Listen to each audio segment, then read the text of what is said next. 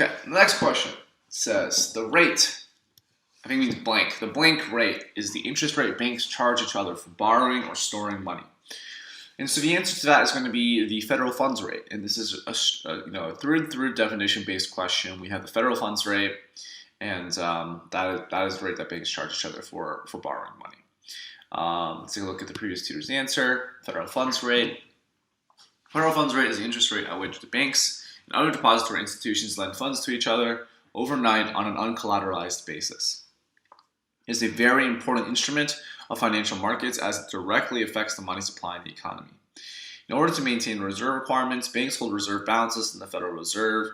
The banks with surplus reserve balance lend their surplus to those who are under a deficit. The interest rate charged in this type of transaction is known as the federal funds rate. Yep, and so great answer, good background info as well. Okay, and I don't think there's anything else to be said here. Again, this is something that you just really have to memorize and just kind of know a definition for.